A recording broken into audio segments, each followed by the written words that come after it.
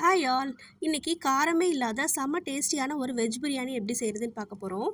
இதுக்கு ஒரு குக்கரில் 2 டேபிள் ஸ்பூன் அளவுக்கு நெய், ஒரு வெங்காயம், ஒரு பச்சை மிளகாயை கட் பண்ணி சேர்த்துக்கலாம்.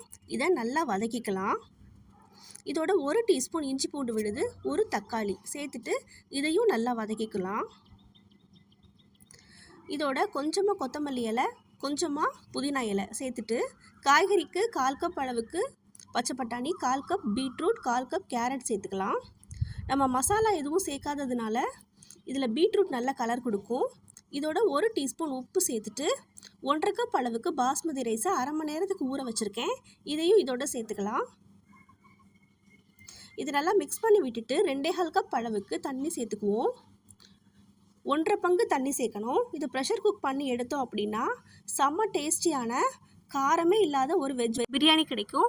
இது குட்டீஸ் ரொம்ப விரும்பி சாப்பிடுவாங்க. ட்ரை பண்ணி பாருங்கள். பாய்.